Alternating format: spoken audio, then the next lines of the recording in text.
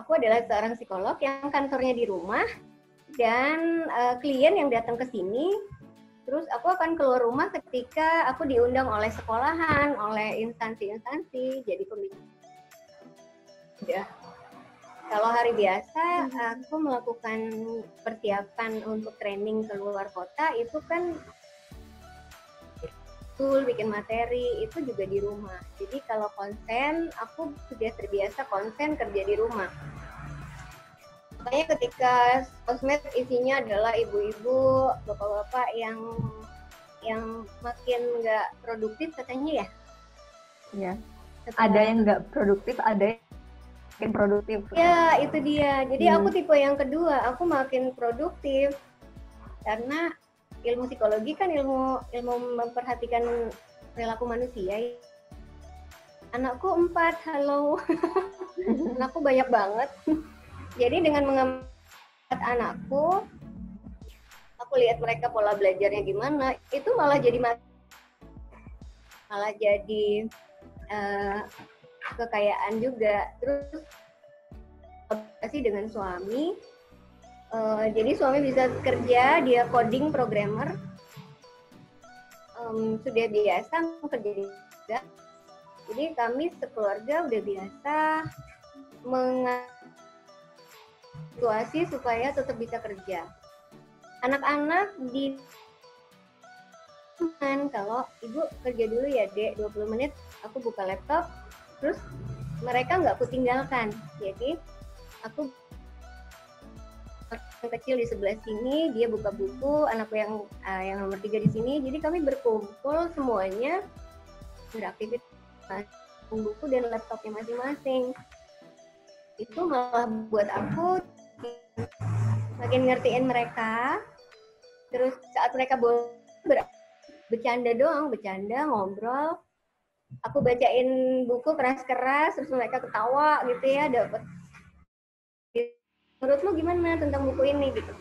Ya udah, begitu aja aku tiap hari dari pagi sampai malam. Kan paling sejam balik lagi. Anak-anak ikut cuma dalam mobil, udah. Terus kami produktif lagi. Di sela-selanya kami memelihara burung, makan, terus di sela-selanya lagi gambar, suka melukis, suka coret-coret kertas. Dan itu barengan, ibu dan anaknya sama-sama belepotan kena cat air. Itu seru banget. Jadi aku tidak terkendala sama. Emang bidangku, bidang yang bisa dilakukan di mana aja. Bidang suamiku juga programmer, bisa dilakukan di mana aja. Mungkin teman-teman yang lain yang restoku misalnya ya, kuliner kan harus di dapur kan. Itu perubahan memang drastis banget. Tapi sejauh ini aku nggak ngalamin kendala. Itu tadi ya, kayak gambarannya tentang hal-hal apa saja yang bisa dilakukan gitu. Maaf. Ya, oh iya Mbak, kan ini ya kita ngelihat dari segi banyak perubahan, terutama ekonomi, industri dan sebagainya, dan di mana yang PHK atau dirumahkan atau banyak SDM yang mungkin saat ini kayak lagi nggak bekerja atau susah nyari kerja dan sebagainya kayak gitu. Nah, kan kayak muncul ada berbagai macam, kayak mungkin ada rasa cemas, ada perasaan-perasaan yang sedih, galau atau marah atau gimana, ada berbagai hal. Itu bagaimana ya Mbak ya? Tips atau trik atau mungkin hal-hal yang bisa meredakan emosi dan sebagainya. Oke. Kondisi sekarang memang kalau aku ya perusahaan, kalau aku nggak punya cara berinovasi, aku akan bingung. Kan kuncinya di bagaimana menyesuaikan diri dengan perubahan. Kalau pikiran memberhentikan karyawan atau tidak nggak punya seperti orang-orang PHK karyawan gitu ya,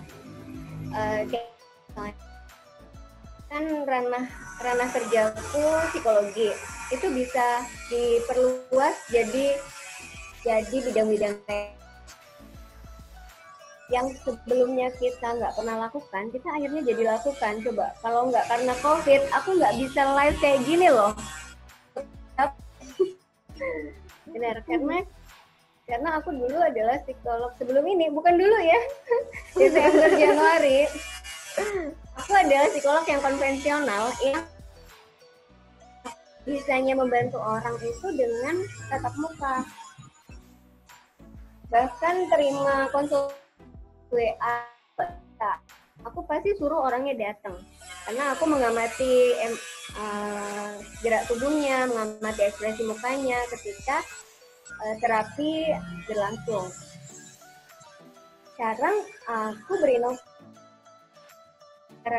untuk mengembangkan bisnisku.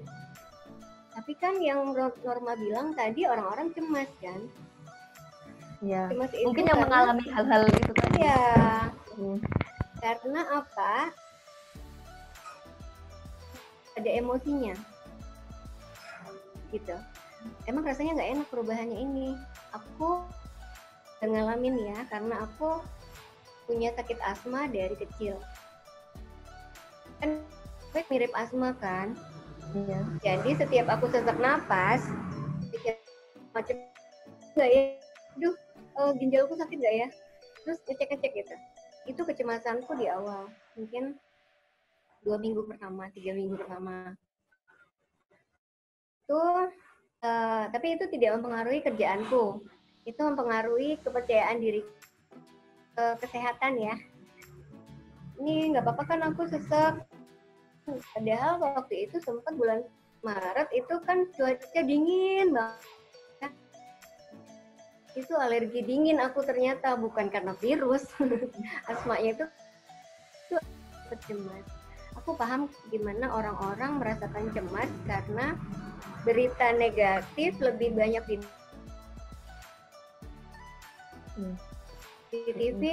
TV berita-berita yang biasanya ada infotainment, ada berita macam-macam. Ini isinya dari orang terus. Ya itu bagi kita itu kayak racun yang dimasukkan ke dalam pikiran. Jadi orang kehilangan pegangan, kehilangan kepercayaan diri, melewati, kok udah nggak normal lagi nih, gimana caranya gitu kan. Sedangkan kalau bisa berpikir jernih, sebenarnya kita bisa mengoptimalkan kemampuan kita yang lain untuk tetap survive di paling nggak sampai, kalau memang di pekerjaan terpaksa kena PHK karena perusahaannya nggak sanggup menggaji, income memang menurun gitu ya. Iya. Tapi kan kita semua masing-masing orang dibekali sama Tuhan. Jadi kalau mungkin di PHK dari pekerjaannya di restoran, pulang ke rumah kan bisa masak. Kalau bisa masak, kenapa enggak bikin sendiri di rumah, lalu menawarkan dagangan ke kita, atau pakai tuh fiturnya apa namanya? Boleh sebut. Jadi daftarkan masakannya sendiri lewat GoFood gitu. Itu sebenarnya ketika emosi berpikir jernih lalu mencari cara supaya bisa tetap dapat income, gitu Norma. Jadi inovasinya harus ada. Kayak problem solving, terus nyari inovasi, gimana caranya ya keluar dari situasi kayak gini gitu ya Mbak ya.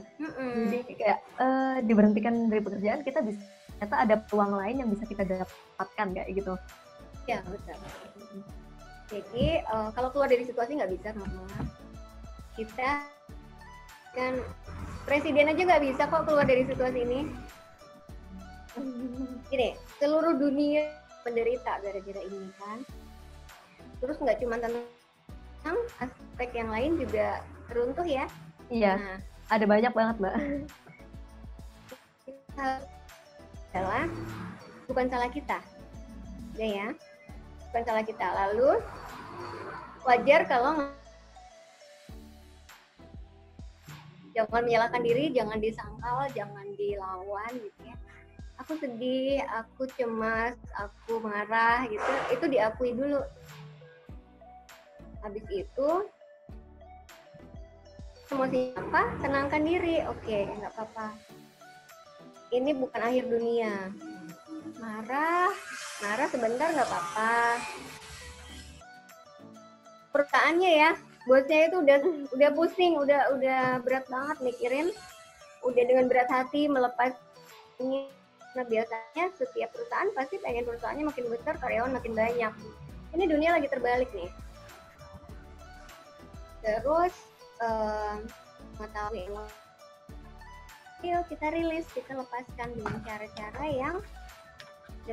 yang lebih ke menyayangi diri sendiri. Kalau terlalu lama hidup dalam kecemasan, bisa menyakiti jantung, menyakiti asam lambung. Siapa yang kalau cemas asam lambungnya naik? Siapa yang kalau cemas vertigo? Nah, kalau kalian sibuk sama kecemasan, maka kalian menyakiti tubuhnya sendiri. Ada solusi. Aku ngapain ya? Kok aku nggak bisa nemuin cara untuk mendapatkan pekerjaan? Pekerjaan itu nggak usah dicari, diciptakan sendiri aja bisa. Kalau untungnya dunia sudah beralih ke digital, jadi kan udah mulai ngetren. Perusahaan kecil baru dimiliki 1 orang 2 orang itu kan udah dari tahun lalu udah mulai. Jadi inilah saatnya kalian yang lagi pekerjaannya lagi kena PHK itu mengembangkan skillnya sendiri, mengembangkan kemampuan uniknya sendiri. Ngapain aja boleh.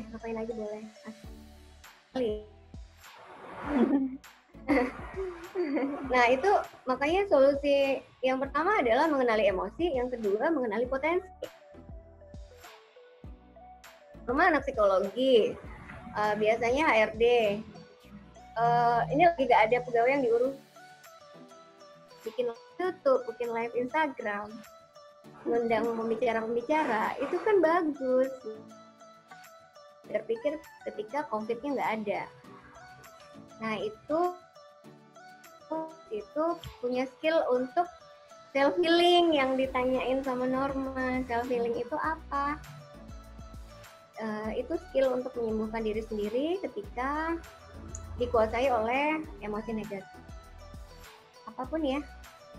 Self healing membantu diri sendiri untuk damai, lebih bahagia gitu. Jangan nunggu sampai stres banget ya.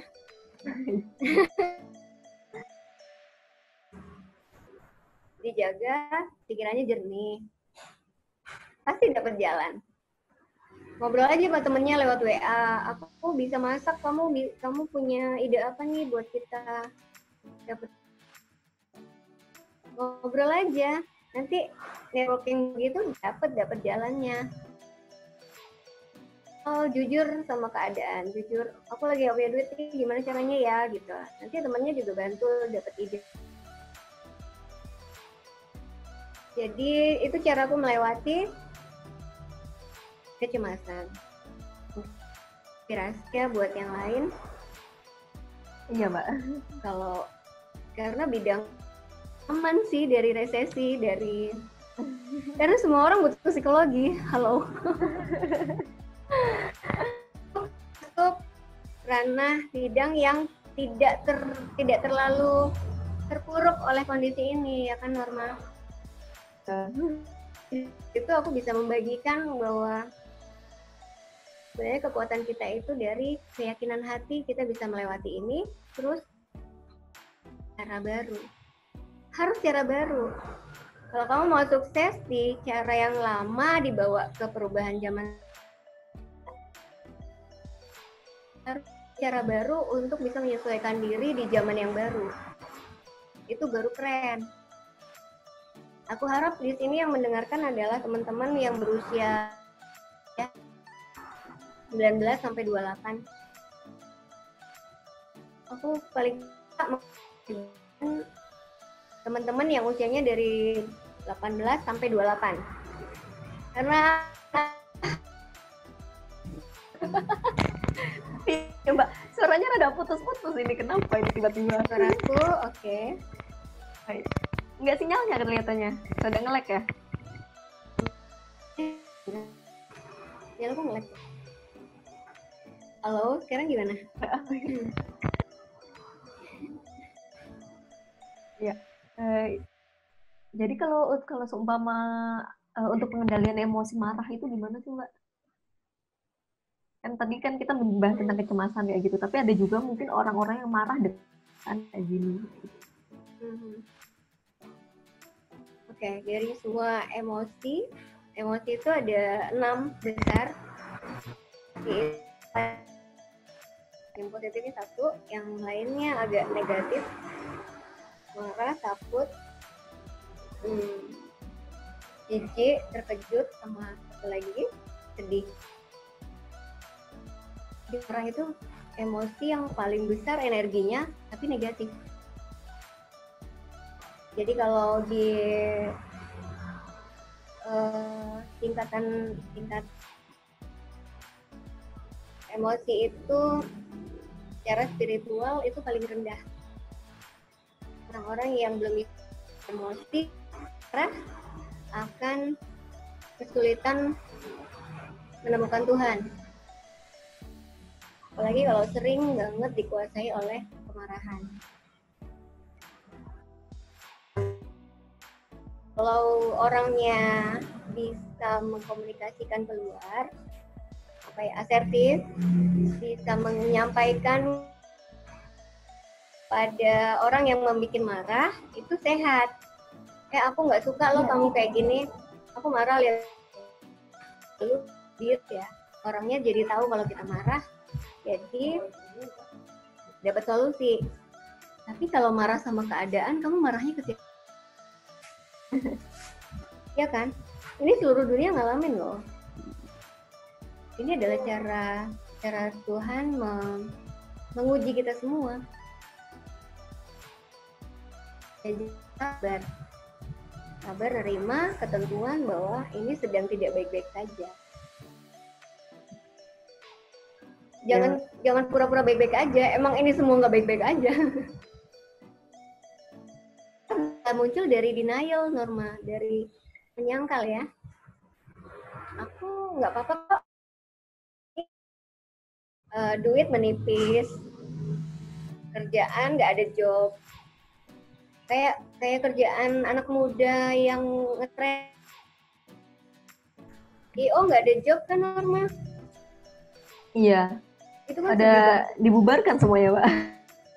Sampai dibubarin ya? Nggak boleh acara-acara yang udah banyak orang berkumpul kayak gitu. Ada. Oh iya, masih. Kirain dibubarin perusahaannya. Oh bukan, kegiatannya. Dan itu menurutku IO itu dia sesuai passion gak sih? Sesuai passion. Jadi mereka melakukannya karena suka. Begitu ditutup, begitu jangan harapan gitu kan ya? Iya. Terus kita ngapain? Terus kita sementara waktu nggak beroperasi. Padahal kebutuhan untuk makan, kebutuhan untuk bayar kos misalnya itu kan tetap jalan. Itu memang rasanya mungkin ada orang yang merasa iya. Emosi yang sehat di sini adalah sedih. Marah itu orang mengungkapkan ketidaknyamanan dengan marah. Itu efek dari didikan keluarga sih. Nah, dalam keadaan ini kita harus dewasa lah, Nor. Sebenarnya kalau kamu marah tuh, marahnya ke siapa sih? Ya. Kalau kamu di PHK, itu karena bosmu emang benar-benar udah nggak kuat lagi mikirin beban perusahaan. Bosmu kan kalau mau mundur lagi, siapa lagi yang lebih pusing daripada kamu? Itu banyak. Jadi untuk mengelola rasa marah itu dan cari tahu secara logika kamu marahnya ke siapa. Karena ini ketentuan Tuhan kan. Kenapa nggak adil? Ini adil loh. Adil. Jadi marah itu mohon dilepasin aja, dibuang. Marah boleh dengan cara coret-coret, mukulin tembok deh, pukulin tembok nggak apa-apa. Jadi tangannya luka sendiri dong, sampai pukulin. Tapi energi marah itu ada di dada, ada ya rasanya yang teriak keras, pengen ninju, pengen apa gitu, itu harus dikeluarkan. Kalau kami mengeluarkan perasaan itu dengan cara yang sehat, yaitu dengan menulis. Menulis marah karena semua usahaku sekarang rasanya sia-sia. Ceritakan apa yang terjadi di dalam kertasmu, di dalam buku, di dalam diary. Bagusnya ketika menulis, setelah emosinya dikeluarkan, kamu baca ulang, itu mendapatkan makna. Dapat makna, oh iya, bila nulis, rasanya kayak curhat tapi ke kertas. Terus rasa emosi,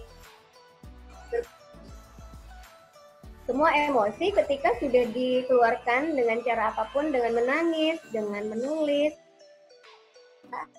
itu pasti berkurang intensitasnya, tekanannya berkurang.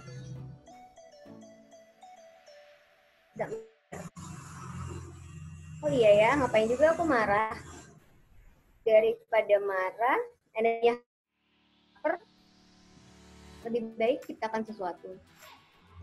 Nah, aku biasa ngomel sih kalau ada orang bawel, cuman marah-marah, cuman ngeluh-ngeluh, atau cuma nyebarin hoax di WhatsApp group, itu aku marah.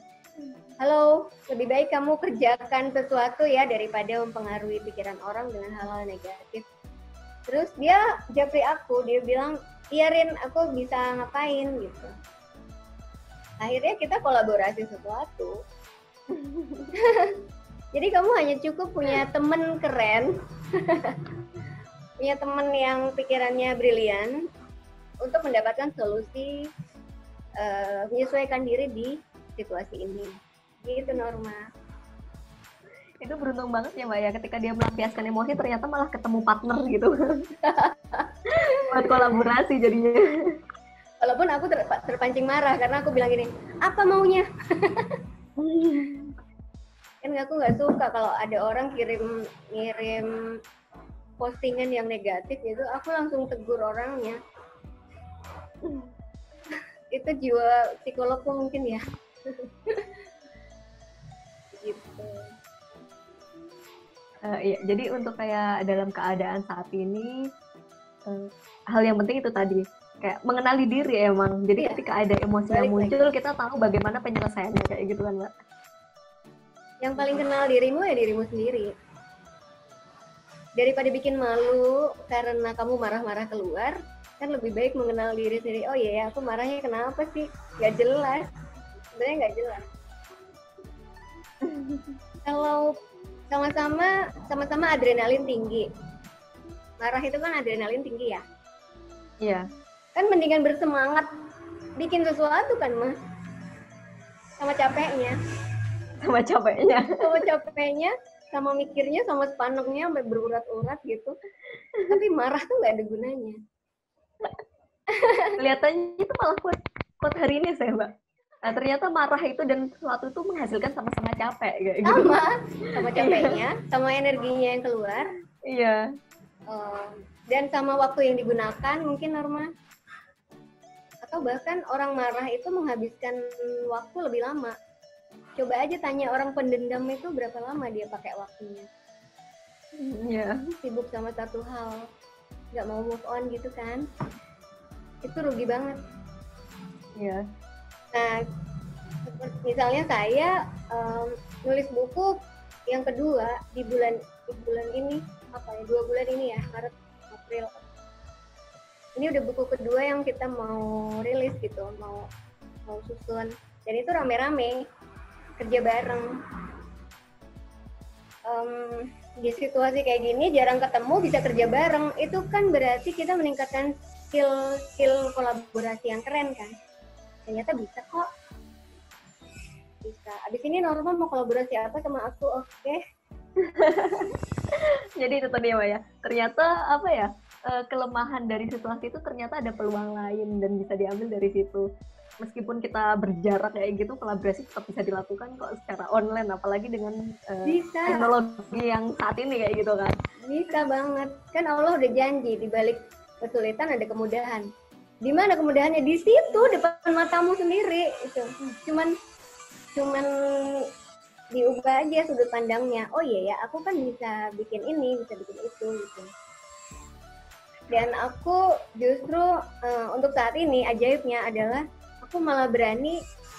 Kamu tahu kan sektor usaha yang paling terpuruk saat ini apa?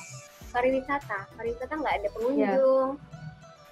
Bis juga nggak boleh jalan ya kan. Tapi aku malah greget untuk memulai lagi pariwisata setelah pandemi. Jadi, Miracle mau kerja berat yang sekarang ini kita nyusun websitenya itu sangat fokus ke pariwisata. Aku akan membawakan materi-materi healing untuk orang-orang sambil pergi ke pantai, sambil pergi ke gunung, dalam kelompok, dalam keluarga, rombongan gitu. Kita kerjasama dengan travel agent sama dinas pariwisata nanti itu aku semangat banget, tuh kan? Sama-sama adrenalin loh, daripada marah-marah kan mendingan bikin sesuatu. Dan bahkan kami berani memulainya di saat nanti ini prepare. Semua teman-teman harus ingat waktu kita harus di rumah ini, anggaplah dijadiin momen untuk mundur sejenak dari aktivitas untuk bisa mikir, untuk bisa mengolah batin, menyiapkan di depan kita nanti itu lebih keren lagi. Di depan kita nanti itu kehidupan itu tantangannya lebih besar, terus yang sekarang terpuruk bisnisnya merambat naik ya, itu dibutuhkan mental-mental yang kuat. Nah, kenapa tidak? Mumpung di rumah kalian menyiapkan mentalnya. Baca buku tentang pengembangan diri, nonton YouTube-nya psikolog, nonton YouTube-nya para manajer-manajer. Itu keren banget. Jadi memang ada hal yang bisa dilakukan, yaitu fokus terhadap recovery itu juga bisa kayak gitu. Iya. Karena nantinya gitu. Ini kan juga maksudnya ada masa gitu kan ya Mbak, nggak selamanya akan seperti ini kayak gitu. Iya dong. Ya. Badai pasti berlalu. Hati-hati aja milih sumbernya. Jadi kalian nyari guru yang menyenangkan, cari guru yang menginspirasi, cari guru yang bersedia membantu sampai detail gitu. Dan mau membantu kalian menemukan potensi diri masing-masing. Jadi setelah pandemi ini selesai, bukan tidak mungkin kalian malah jadi orang-orang hebat karena mampu berdiri sendiri. Karena punya potensi yang unik, yang berbeda dari sebelumnya kalian kerja di mana. Dengan punya waktu mundur sejenak dari kesibukan tuh kalian jadi kenal sebenarnya kalian passionnya di mana, kemampuannya di mana, bakatnya apa, terus fokus di situ. Habis itu kalian kerja startup, kerja buka UMKM, sekedar belajar goreng jamur yang enak tuh kayak apa. Mumpung Habis puasa ya itu Mbak ya. nyiapin takjil yang gimana, yang bisa frozen food kan banyak tuh sekarang. Iya. Bisa awet terus digoreng sewaktu-waktu karena sahur kita kan terbatas sekarang, nggak banyak warung buka. Nah itu tuh digali lagi, satu aja kemampuan kalian tekuni itu akan jadi expert, jadi keahlian. Setelah itu pinter, tambahkan kepintaran yang lain lagi. Nah ini momennya daripada kalian terpuruk sama emosi yang nggak enak, lebih baik cari keasikan yang nanti setelah COVID selesai atau bahkan dalam waktu singkat kalian bisa menghasilkan sedikit demi sedikit kesenangan, harga diri, terus harapan, meningkatkan sendiri income-nya. Itu keren. Ada banyak waktu apa ya, daripada fokus terhadap satu emosi juga bisa ternyata waktu yang digunakan untuk itu bisa dialokasikan untuk ke tempat yang lain kayak gitu. Ada banyak hal-hal yang bisa dilakukan. Banyak. Iya. Dan itu bisa lebih bermanfaat nantinya kayak gitu. Gini, kadangkala kalau kita fokus sama emosi itu waktu terbuang percuma ya kan Norma? Waktu terbuang percuma, terus nggak kerasa udah sore lagi. Dari pagi sedih, udah sore lagi. Masih sedih juga. Masih sedih juga. Nggak move on juga. Marah gitu ya. Marah, ngomel, apa gitu. Dari pagi sampai sore lagi. Ya ampun, ini udah hari Jumat lagi. Nggak berasa ya Mbak. Jadi kayak masa dari hari Senin sampai Selasa, Senin sampai Sabtu kayak gitu, sedih mulu gitu. Iya. Coba deh sadari variabel yang paling tidak bisa menunggu kita adalah waktu. Jangan dibuang-buang. Kita nggak tahu kan ternyata besok hari terakhir kita hidup, terus masih sedih gitu, kan rugi banget. Ya. Jadi kayak sedih boleh, marah boleh, tapi bukan berarti itu harus dilakukan selama berhari-hari berkepanjangan kayak gitu. Ada saat dimana kita harus move on. Kalau aku malah menjadikan momen emosi itu sesuatu kayak kalau buat penulis lagu, sedih itu bisa jadi lagu. Ya nggak sih? Kan dia nunggu melo dulu untuk dapetin feel-nya. Jadi setiap kali penulis lagu itu putus sama pacarnya, dia dapet album. Selepas corona berarti bakal banyak ya Mbak ya? Banyak lagu galau yang muncul.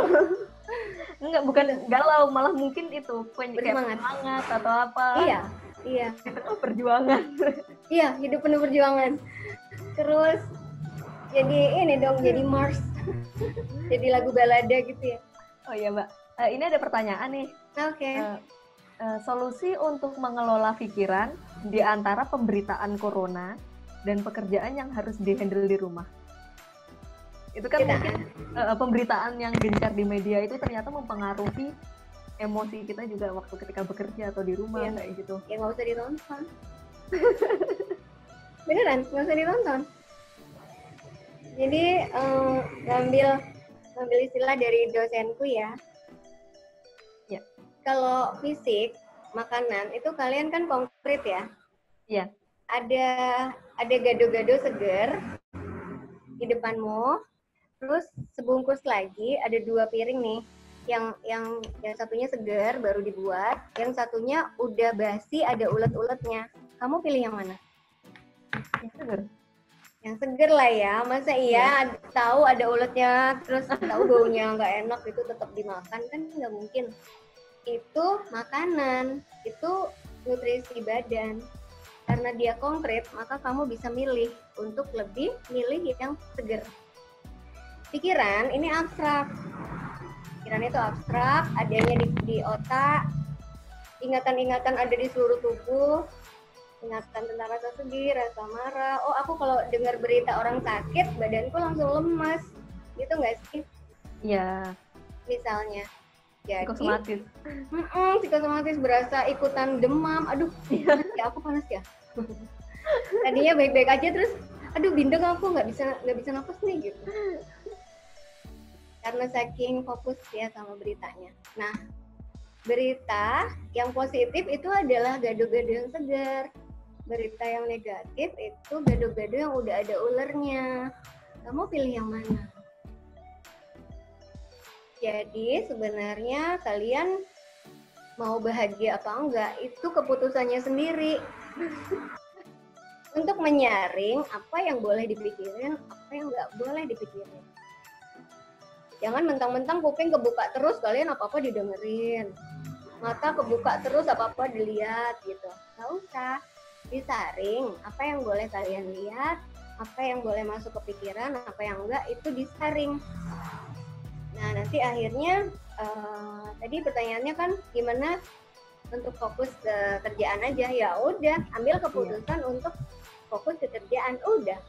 Bahkan untuk baca sosmed nih, misalnya megang HP itu nggak usah sering-sering, 2 jam sekali. Kan kalian kebiasaan tuh dikit-dikit HP-nya dilihat, dikit-dikit HP-nya dilihat, gitu ya. Lebih penting dari pacarnya ya nggak sih? Jadi sekarang mulailah untuk mengabaikan sejenak, kasih waktu untuk dirinya itu bersih dari pemberitaan apa-apa. Ya udah taruh aja HP-nya. Gitu. TV matiin aja. Radio dengerin lagu aja. Udah disaring. Gitu. Fokus sama kerjaan, Bu. Iya. Jadi itu poinnya, Mbak ya. Poinnya dapat banyak kan? Yang perlu. Poinnya dapat nggak, Ma? Iya. Pilih sendiri untuk menyaring. Apa-apa saja yang perlu dikonsumsi dan apa yang tidak. Yang masuk ke perasaan juga loh. Oh iya. Iya. Kalau omongan orang nyelekit banget, nggak usah masukin perasaan. Itu pilih aja, disaring di kuping, oh nggak enak, lewatin ke sini. Makanya kuping kan ada 2. Satu buat dengar, satu buat ngeluarin. Udah nggak usah sampai dibawa ke hati. Disaring untuk kamu boleh rasakan atau enggak. Gitu. Jadi ambil kendali untuk bahagia. Iya. Jadi tadi kan Mbak. Oh iya, ada lagi ini Mbak. Lagi yang benarkah ada stres yang baik buat tubuh? Iya benar. Kamu mau po hidupnya flat aja, mau po? Enggak ya? Ada tingkatan stres yang level ringan itu membuatmu merasa takut kalau datang terlambat ke sekolah, merasa takut kalau tidak menyenangkan orang lain. Jadi ada ukuran standar value kita. Aku mesti jadi orang yang disiplin atau penuh kasih sayang atau terserah standarnya apa aja.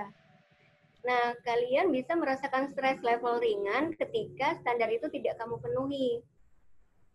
Harusnya ini kan kuliah pada online ya.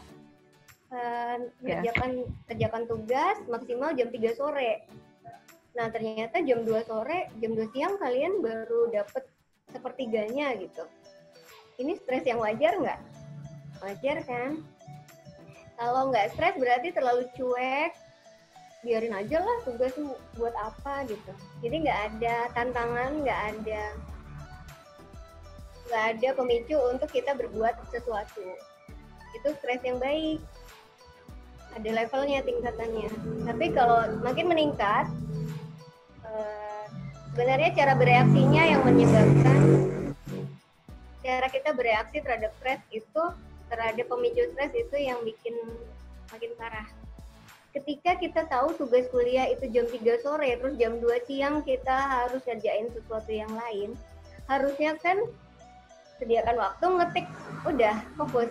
Tapi ternyata malah yang ada panik, misalnya sakit kepala, aduh tugasku belum selesai, malah sibuk sama perasaannya, sedih apa gitu ya. Itu kan jadi nggak menyelesaikan masalahnya, stresnya makin naik, sampai jam 3 benar-benar nggak bisa ngumpulin tugas. Udah, itu sakit mah mungkin normal. Udah parah banget. Sudah ambil air minum. Ada suaranya Wira. Iya Wira. Iya.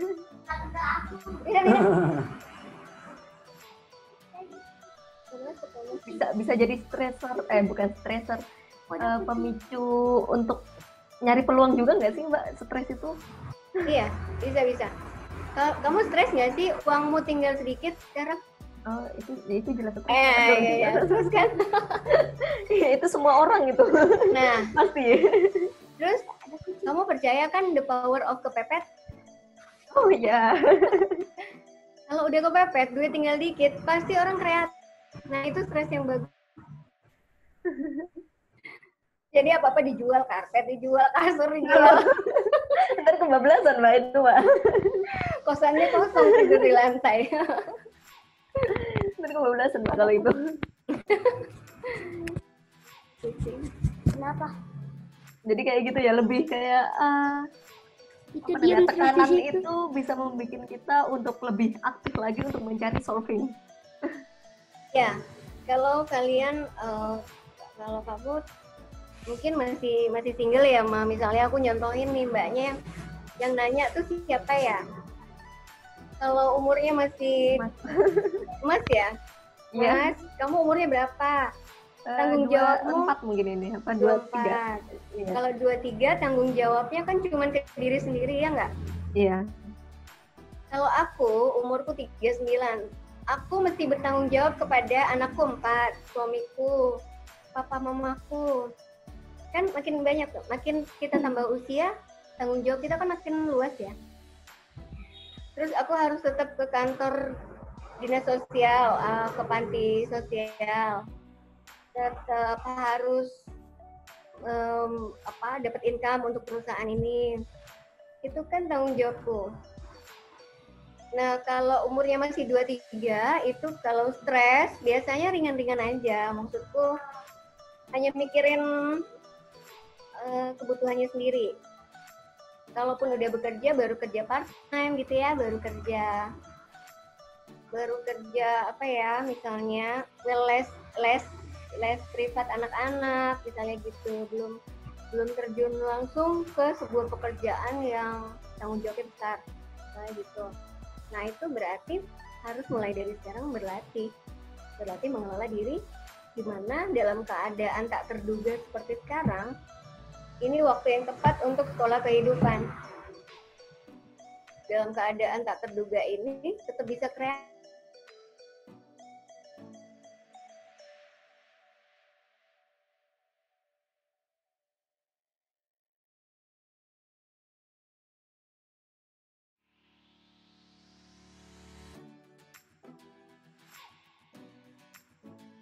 Mbak, karena menjalani masa pandemi ini dengan kreatif.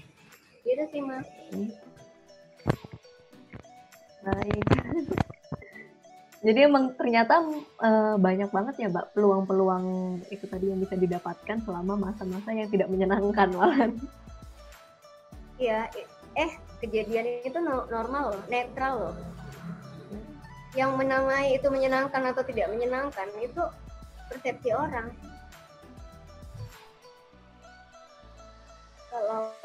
Kalau aku jualan suplemen yang isinya adalah imun sistem, oh aku jadi orang kaya sekarang. Oh iya, jadi menyenangkan ya? Ya kan, jadi menyenangkan. Jadi banyak klienku butuh banget imunitas gitu. Kalau aku adalah pedagang ikan hias di pasar yang biasanya dijadiin tempat kumpul anak-anak sepulang sekolah. Nah, itu sepi. Nah, itu tidak menyenangkan. Kalau kita mau pilih yang mana, kita mau jadi siapa, supaya menjalani tetap menyenangkan. Aku tetap beli cilok, tetap beli somai, tetap beli bakso tusuk kok.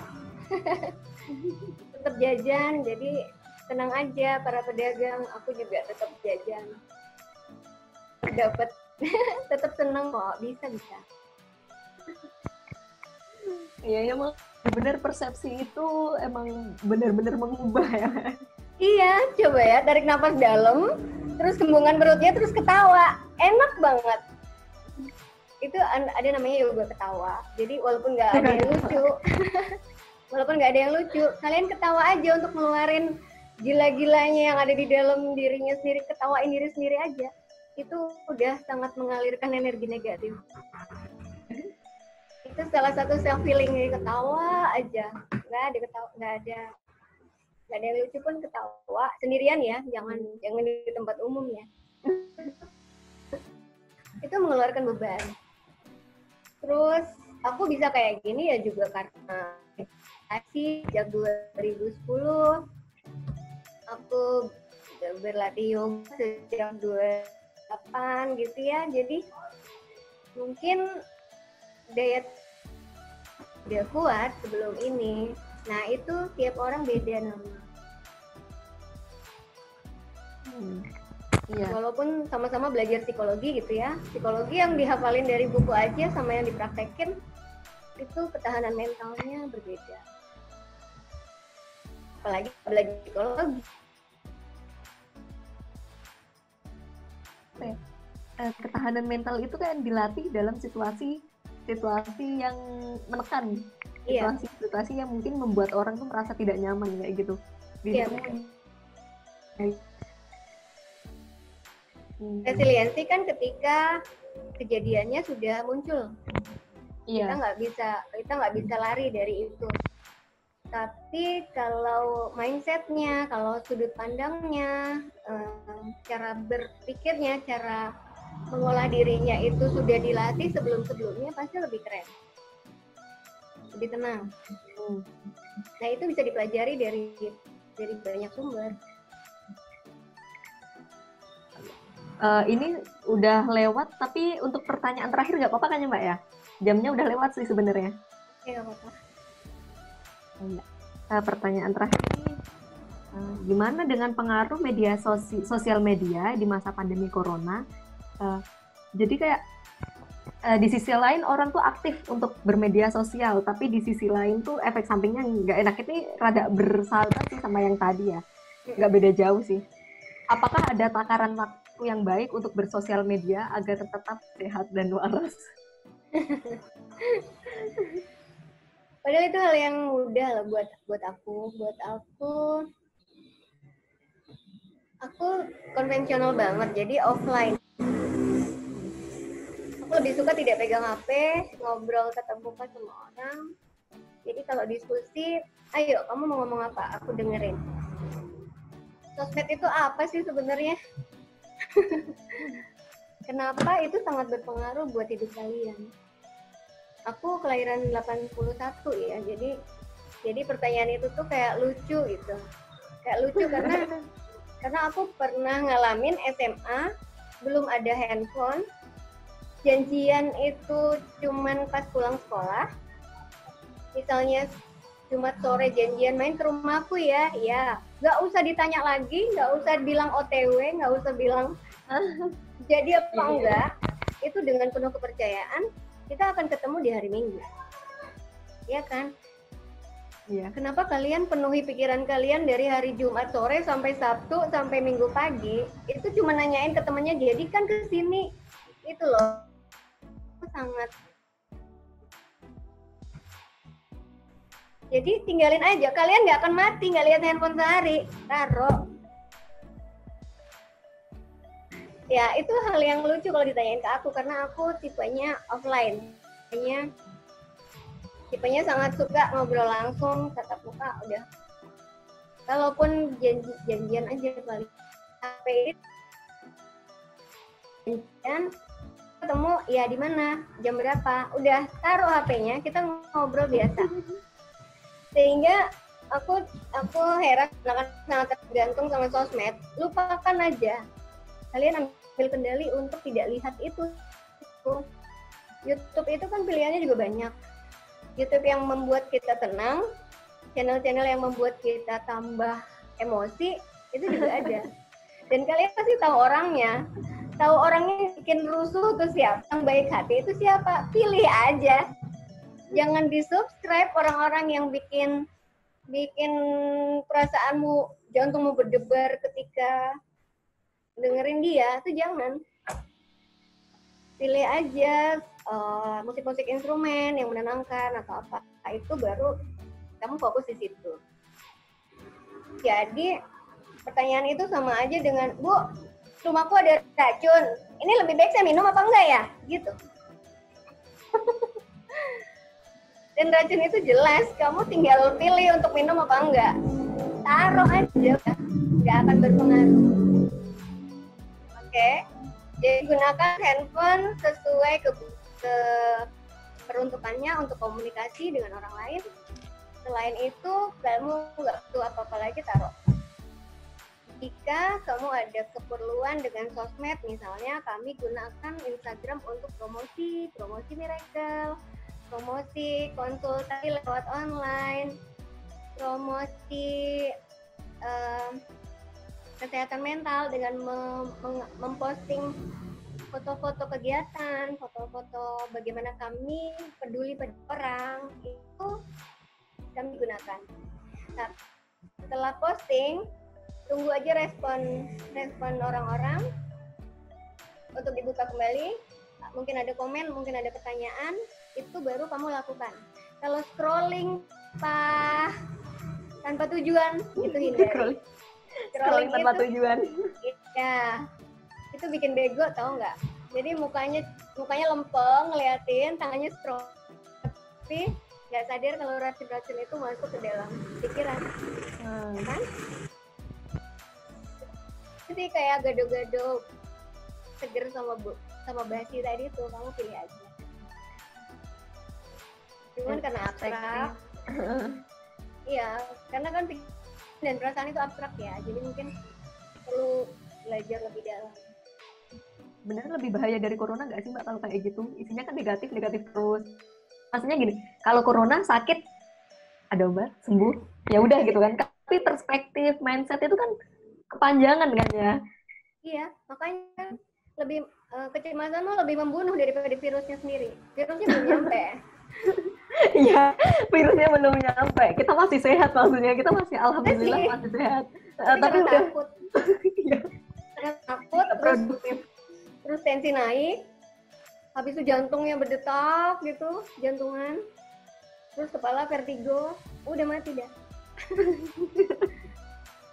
Ya aku agak sarkas sih di situ, tapi itu orang-orang memang memilih untuk meracuni dirinya sendiri dengan memutus nonton hal-hal yang meracuni. Jadi ya aku ngetawain ya. Itu hal yang sederhana, maksudku nggak perlu ditanyain ke psikolog, kalian mestinya udah tahu tuh, sosmed itu ada yang racun, ada yang baik. Ya aku kalau yang baik, tapi yang racun ya jangan diminum. Itu tadi Mbak, proses untuk mengenali potensi. Jadi memang ada sampah-sampah yang harus disingkirkan. Sampai mungkin hal kecil aja jadi rumit gitu. Iya betul. Sampahnya tuh numpuk di pikiran, jadi buat berpikir jernih susah. Jadi itu tadi kita membahas tentang bagaimana mungkin tidak menyenangkan bagi seseorang. Padahal itu tergantung dari perspektif menyenangkan atau tidaknya kayak gitu. Iya. Kita di situ bisa lebih mengenali diri, bisa mengenali potensi kayak gitu untuk mencari peluang. Ada banyak hal yang udah disampaikan tadi kayak gitu. Oh ya Mbak, sebelumnya ada closing statement mungkin? Aku punya banyak. Kalau kita punya waktu panjang, aku punya banyak metode untuk self healing ya. Satu yoga, aku certified yoga teacher. Terus yoga itu menggerakkan tubuh dengan penuh kesadaran, sehingga yang biasanya sibuk kan pikirannya. Kalau kita dan dengan penuh sadar seperti menari, maka keributan itu, ini burung, keributan di pikiran itu dimeredakan.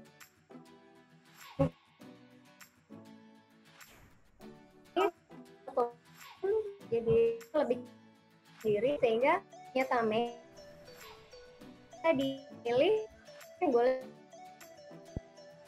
nikmat mana kita masuk ke dalam.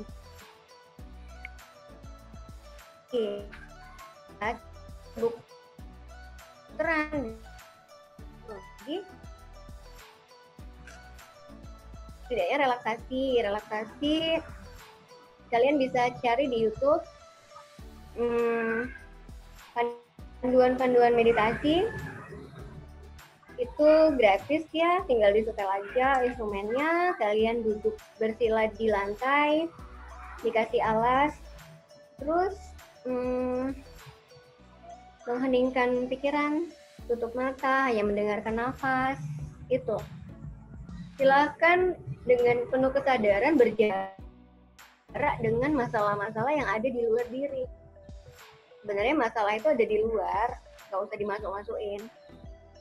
Dengan kita meditasi, menarik diri sebentar, 10 menit, 20 menit untuk mendengarkan nafas, kita jadi ngambil waktu untuk memperbaiki pikiran kita, memperbaiki perasaan, menguatkan kepercayaan diri sendiri. Setelah itu, bangun, mandi, siap-siap, lakukan sesuatu. Dan itu energinya jauh lebih besar daripada sebelum meditasi. Ketika pikiranmu tenang, ide-ide tentang potensi, tentang kreativitas, ide-ide yang menghasilkan uang, itu jauh lebih lancar. Jadi, aku menyarankan teman-teman untuk berlatih self-healing minimal diam mendengarkan nafas selama 15 menit, 20 menit, hanya nafas, dan kalian merasakan sangat segar, sangat rileks daripada sebelumnya. Ketenangan ini mentenagai kita untuk bisa bermanfaat, lebih kuat untuk orang-orang banyak yang sekarang lagi butuh kalian. Anak muda lagi dibutuhin loh, please ya. Dan kalian boleh hubungi aku untuk bisa nanti ya tayangin nomor dan aku adalah trainer yang bersemangat banget untuk mengembangkan teman-teman di Indonesia usia 18 sampai 28, makanya silakan chat ke Norma untuk aku bantu satu persatu apa yang kalian alami, karena ini kan global banget yang diomongin di sini. Iya. Sedangkan mungkin kalian baru ngeh kalau ya ampun aku stres nih tentang apa gitu ya. Itu silakan menghubungi Norma kembali untuk cerita. Lalu izinkan aku membantu lebih jauh lagi, karena kita 1 jam nggak akan cukup ya. Iya, 1 jam nggak cukup Mbak ternyata. Ini malah kita kenalan hari ini, halo.